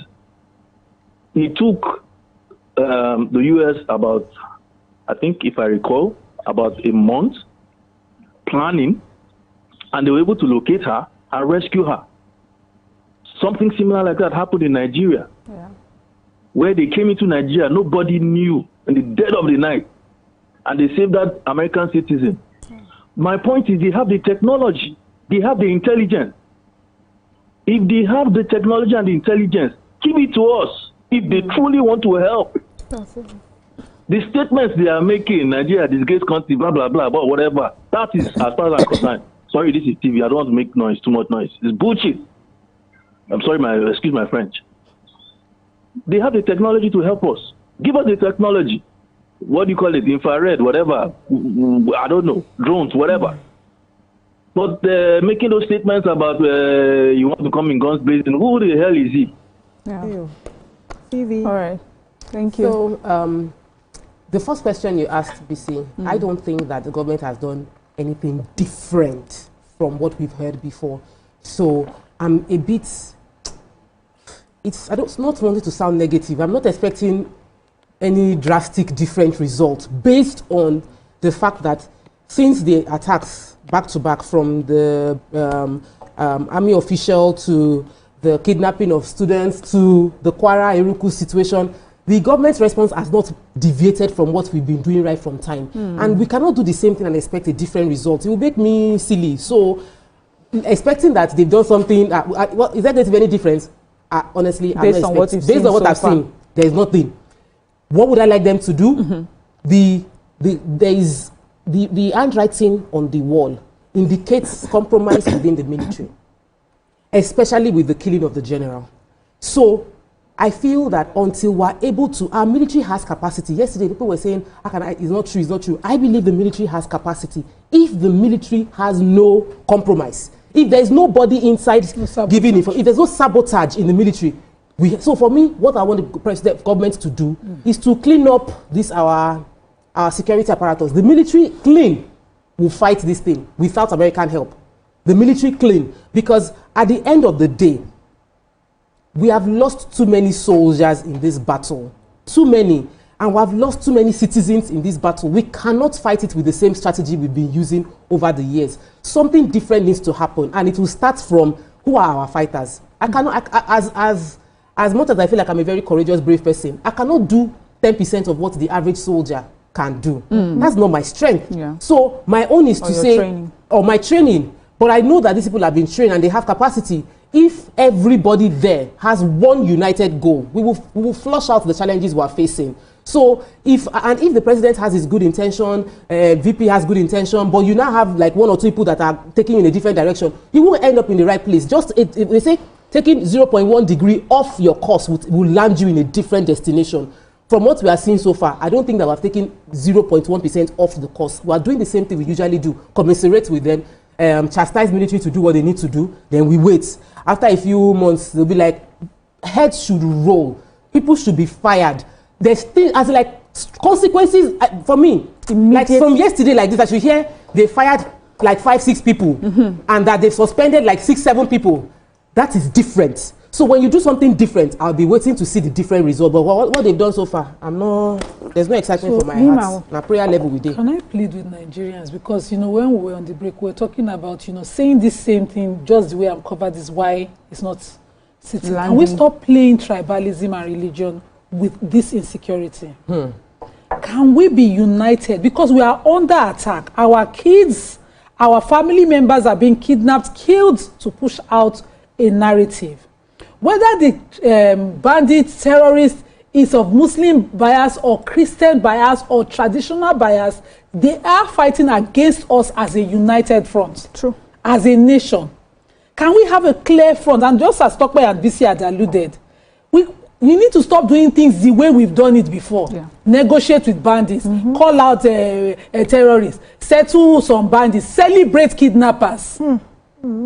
Can we start carrying a full offensive against the people that are against us as a nation? Can we arrest them where we arrest them, try them, and the consequence will be that they are publicly murdered or executed to deter? Can we start doing things as a nation? Before the intelligence from America will come, just as one of the callers said, an American can go and rescue an American on our soil. Can we do the same and rescue a Nigerian? These 25 girls should have been rescued within the hour or the 24-hour days that they were picked up from school, because we had intelligence it was likely to happen. Can we start to work on that intelligence as Nigeria, strong and united against every form of insecurity trying to divide us? Can we stop this old narrative and selling into one foreign helper that is coming from anywhere? There's nobody interested in our unity. In fact, the progress we have is threatening some countries. We have no interest. If Nigeria makes it, a lot of African countries will break through, and that they don't want to see. Can we have? Last week, I said the exact same thing Nima said, and then Nima went viral with a lot of things. And I said it before her, the exact same thing. But because she said it and she's wearing a hijab, Nigerians faced her. Why? We're judging. We the people. Yes. In this case. We're judging ourselves and dividing ourselves. And Nigeria happening to us is not a bad thing. Yeah. Can we make it a positive thing that it was meant to be originally? Before somebody will say that America is happening to Americans. People are not safe in that country as well. Yeah. And they are not saying America happened to them. I lost a family member in an American hospital. And we did not say America happened to her. Somebody who survived the medical care here, we did not say that. Can we face this country and make it work? Yeah. Thank you so much, ladies. We're about to round up. I don't know if we have some messages. I have something to just add. Yeah, we have just a very short time, please. It was painful to know that they got intelligence that this was going to happen. And it happened. What I would have expected, I'm not a security official or a security expert, but what I would have expected when they got that intelligence, the first thing should have been to send the children home if they don't have a place to relocate them to. That's the first thing. Everybody go home to your parents. We're closing down the school right now. Just leave education for now. Oh, surround the school with military. No, they did. But they left. Immediately they left, those people came. Because so they should, the first thing should everybody just go home, disperse the children. If we had together, it's difficult to go to their homes and fish them out. So that's the first thing I expected. So I think we need to do more when it comes to our experts sitting down and discussing how they want to handle these issues. Please, my own humble advice. I would like to add as well. For me, it's really important that I add my voice to this conversation. And from what everyone is saying, all of you actually spoke my mind. But let me take out a few things that I think we should go away with. Immediate one is, let us not let this become something that incites us to fight each other.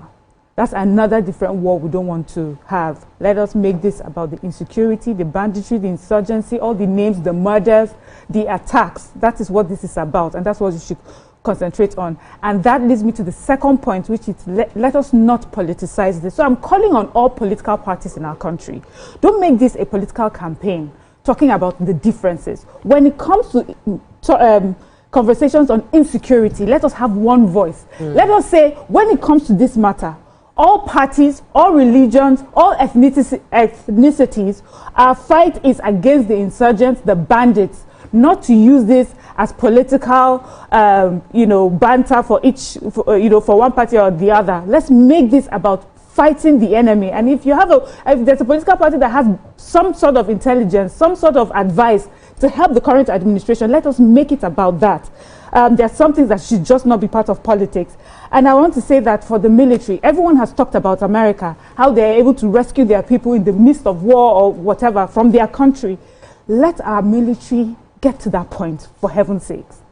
Yes, it's good to ask for weapons and ask for, but let's talk about training. What is stopping us from becoming a modern, sophisticated military? Why would our military go out to war or go out to fight insurgents and then they say they were fighting, they had superior weapons and then they decimated our military? That should not be happening anymore. And finally, if America wants to be in any way involved, if it has to be involved, help us with your intelligence and help us with your rescue missions of our kidnapped children. And that's all I'd like to add to this. I was hoping to get one or two messages. Do we have one or two at least, so that they know that they are part of this conversation? So President said Mr. Nice says, Mariam, go home is the best. Sometimes 2 weeks ago, there was noise about an attack in a school in my place in Kogi State during the day. The students were immediately dispersed from school. Even shops closed. Beatrice says, like I said, the more you look, the less you see. But let's keep talking. Let me say President Chosa. He says, I don't expect Nima to like America. If Saudi was the one offering the help, it would be palatable to Nima. You're so dumb. Reason is because you didn't listen. Just sorry. I had said it. I said no country. And I said those who think don't religionize this issue. I had said it. No country. Saudi is also benefiting from some war in some country. UAE is benefiting from some war in some country, and we're saying that, and you people are not hearing. Timely says, see the way Americans are crying about Trump administration. He's not doing well in his country too. We should not make our insecurity a political one. It's just painful. Thank you so much, ladies. Let's go on a short break. When we come back, we'll look at our next topic.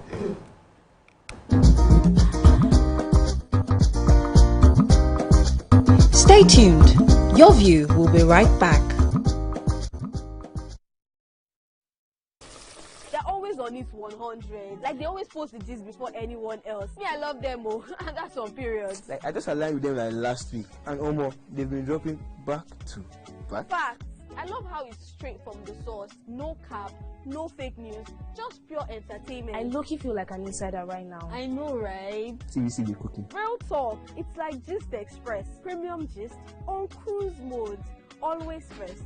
Always clock it. Clock it. You know what, guys? I just joined. Active.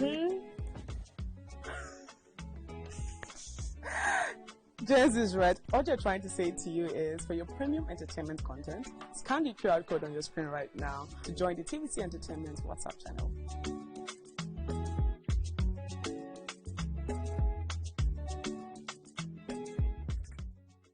Now hope they carry us. Even when wahala they choke, we stand gidigba.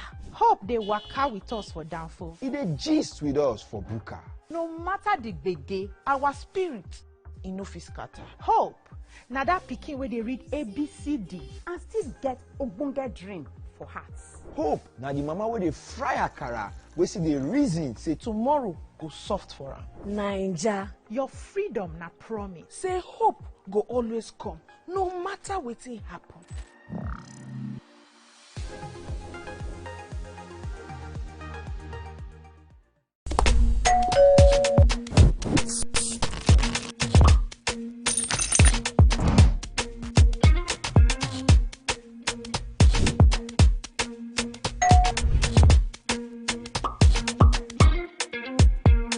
In 3, 2, 1, we are live.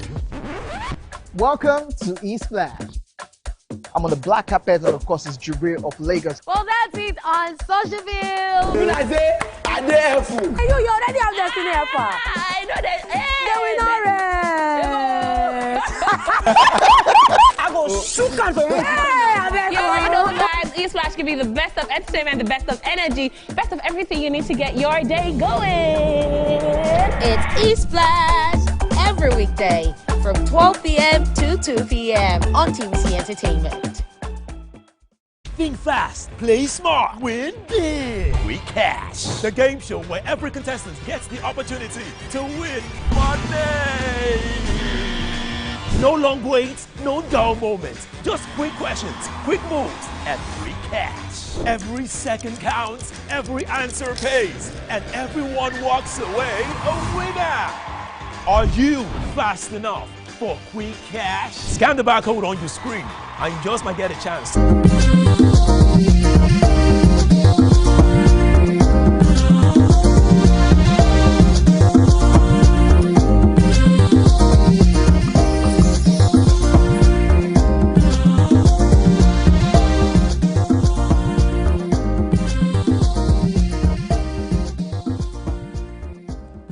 Thank you for staying with us. So, tensions reignite between two long political rivals, former President Olusegun Obansanjo and ex-Ekiti Governor Fayose. What began as a warm and reconciliatory visit for Fayose's 65th birthday in Lagos has spiraled into a brutal exchange of insults and accusations. Fayose's thank you message didn't stay polite for long. He hit Baba Obansanjo with sharp personal attacks, questioning his mental fitness, calling him mad, and demanding the return of money he claims Obansanjo once admitted receiving. But Baba didn't back down. He labeled Fayose's message as undisguised and unchanged and says he returned the money still sealed exactly how it came. Behind this public spectacle, the history runs deep. A 19-year feud between the two men that many thought was finally put to bed. What are your views on this latest drama? You can join the conversation on 0201-635-2013 or 0902-416-3440. You can tweet to us at TVC Connect using the hashtag YourViewTVC. Ladies, I saw the video, the birthday. I saw the dancing. I thought there was a reconciliation. Actually, I thought it was a good video. Then I was quite shocked by the response after. And I've been waiting for Nima's take on this. You know why. I only laughed at this. These two people have been cat and mouse for as long as I've known them. They've been back and forth. Yes, we were relieved, but I was not surprised. Yes, because this is their style. Really? It's like, yes, this has been their style. I think that both of them would not be able to settle anything because the coordinated way that the ex-president attended the event with a mindset and a goal. Enough you finish. Was it a goal? Did you see a goal? Did you? Somebody will say, Titi Doroni, till the kingdom come. That's what happened. That this fight never is their fight, they can never. Is that what? That's what I know. No, that wasn't what he said. Okay. I said it's a slang. When some people are fighting, say, this fight, not till the kingdom come, not till the afterlife. Because the way the two of them have gone. So I referenced the visit that the former governor had done to his Ota farm at one point in time. He invited him, and he went to beg him. Went to make amends. But the two of them had always been in the same party, and you will see them always at each other's neck. But the former president, of more older age, more supposed to be of a fatherly position, now accepted an invitation. He now accepted an invitation to his 65th, coming there with the mindset to continue the fight. Is that what you saw? Let me tell you what I heard. Okay, what did you hear? When I heard it, he seemed to just be talking, giving us history, and then how Fayose and his wife came to beg. First, they sent an emissary ahead, where emissary said it was okay. If you not accept forgiveness, was that the right place for that? You not accept the beg. You go tell them the time they come. Exactly. Was that the right place for that? Now that time you will tell them, not be for their public event. Yeah. At their own birthday party, he didn't insult of their guest family members and children. Did you read everything? You say you watched the video. Yes, I watched that. So you see that day they came. because they had come. That's the day you will count their sins. Okay. Yes, that day you do, the other day you do, the other day they will apologize once. That day you say, you offended me, or that's when you if your intention is to accept you offended them. Not that you will look at them as they are begging you. In front, you say, no, this is not the stage. It must be in a public stage. I will go and naked you. No, but there's some things that have to be discussed on a public stage. No. This is our ex-president, a very open letter writer. He would have written a letter if he wanted it to go public. But you choose at their event, sponsored by them, hosted by them, to do that. No, it's a bit of low. And so I can understand the lower, because the former governor is a very person that knows how to go lower. If you go low, you go lower. So you now go lower. Was it insulting to you? Very. Both parties, I would never ever under any condition support what Fayose sent though as a message. I wasn't brought up that way to respond with insults and all of that. I'd rather just avoid or remove myself from the situation, or not even put myself in the situation where those kind of conversations would take place. So, but it wasn't out of character for Fayose to do what Fayose did. It's just that I felt like at 65, some things you just leave it behind. But I've been told that whatever character people have, as they get older, it becomes worse. Yeah. So it's similar to what happened with I want to even put you on this thing. Yoruba people have always said respect is important. That's why I said I'm not that they have the most respect. Yoruba people, we respect. I'm shocked, but like I said, this particular person does not typically follow the Yoruba respect system. He's always, they've had several issues where he has insulted OBJ. He has done that a few times. So it's not the first time he's doing it. I just felt like, maybe when you turn to 60, when you turn 65, or as you get older, you just some things you just leave behind. But our former president is someone that doesn't necessarily forgive easily. People that know him know that if you offend him, it's like a for life thing. Yeah. I X you, you are not in my circle again. But the way I was brought up, and I'm a Yoruba girl, is that when people become old, they use their being old to cheat younger people, because they know that you cannot talk back, you can't do anything. That's you, as when you are old, if you insult me as I'm a younger person, I go take the insults, I will just, it go pay me for my mind, but I no go fit talk back at you. That's the culture that I grew up in.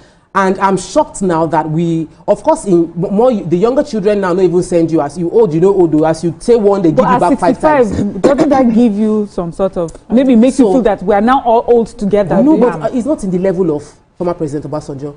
And it's in, both of them are in character in insulting each other.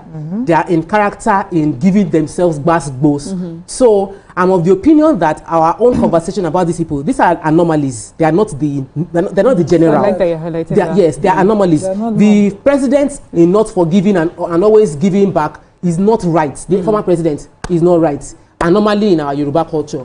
Former Governor Fayose insulting an elderly person, anomaly in our Yoruba culture. Yeah. We should see them and feel embarrassed that people will get to this level. Thank you. It's an embarrassing thing that people will get to this level. At the height, you were a former governor, former president, and this is what we are hearing from both of you. It doesn't speak well in any way. It should be lessons for us to fix ourselves as we are growing old. Before, when you get up, they say if you wear a skirt and you are on the, I'm standing here, nobody will see what is under. When I climb the stairs and I go up wearing a skirt, everybody will see, because I am now elevated. Bad character becomes more obvious as you grow older and as you become more influential. Similar to what happened with Paystack. You can do it when you're small, but as you get older, you must fix yourself.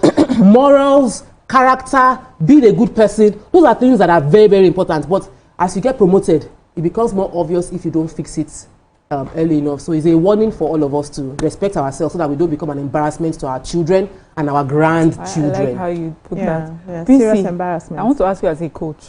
Okay.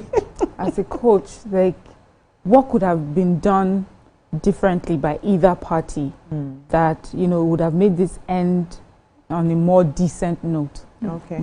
So when Fayose came with the apology after everything had happened to Baba had a choice to either forgive and let it go, or not to forgive and make it known that I am not forgiving you. Now, when an invitation came for him to attend the birthday, because he knew he had not forgiven, he shouldn't have attended.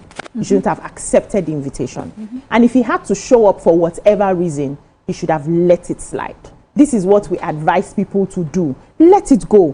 What has happened has happened. This person has come back to even apologize. Whether you're forgiven or not, you choose that your path in life, that you are someone who does not forgive. Because I've seen a couple of elderly people who actually do not forgive. They will tell you when that thing happened, give you the date, the outfit you wore on that particular day. Elderly people, some even clergy. And I'm shocked that you people have this level of unforgiveness. It's okay. But on the day of his celebration, where he had his family members, his children, maybe his grandchildren, the people that he has helped in the society, people are there who hold him in high esteem. You stand and you insult him like that. You're forgetting that there's something they say. There's something they say in my place. As when you get old to a certain age, you wait for your mates. The rest will come and meet you in old age. So you are saying Baba is old. Fayose is also old. So he has gone to meet him in when you're calling old people. You will call them together. You are now in the same group. You are now in the same group. 65 is the same as my 80 something. Even if you are 100, you will be termed old. I will be termed old. So you should give me that respect that I am old, while I also give you that respect that you're old. So respect is reciprocal. If you have gone to his party to embarrass him that way, and he felt really embarrassed, and you know these are men. Their egos are clashing. Wait now, their egos are clashing. Okay, when we come back from a short break, stay with us.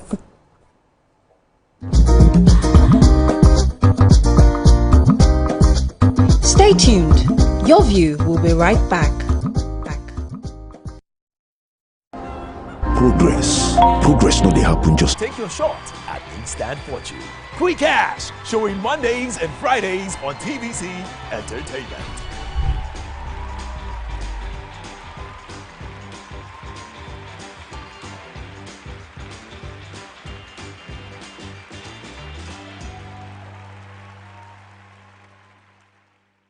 From Lagos to the world, TVC Communications has been nominated for its very first international award, the prestigious AIB.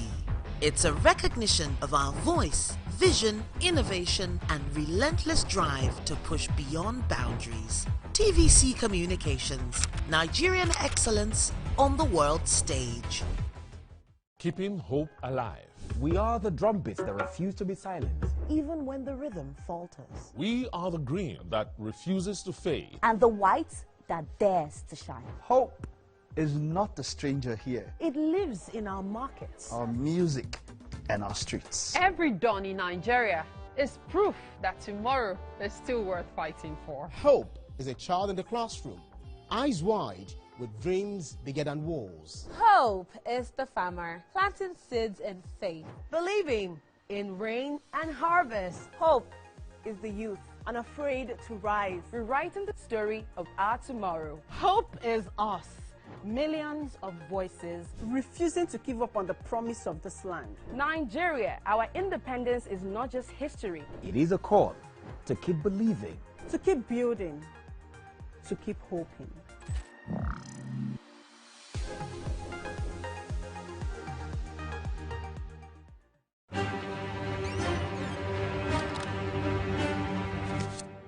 Every clash of ideas begin the same way.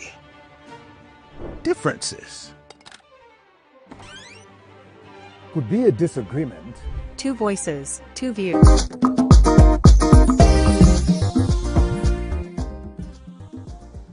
Thank you for staying with us. Nima, how did this, I've heard everything, but when did he insult Fayose?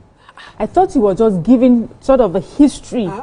And we'll now talk about it in the open. We'll forgive each other. We move on. On my birthday. You did not insult him. Let's even say not use the mad, the crazy, something. Just that at his event, in his home, he decided to demean and expose him in such a negative way. Where was the exposure? The chicken no carry exposure. Far away. He go commission. He say they not shit. Okay. The place not smell. Showing that he brought it. And that event is not it wasn't a House of Reps or Senate investigation. But you decided, you as ex-president of an event that passed, that you commissioned. You did not talk at that place. When you were commissioning it, You have to.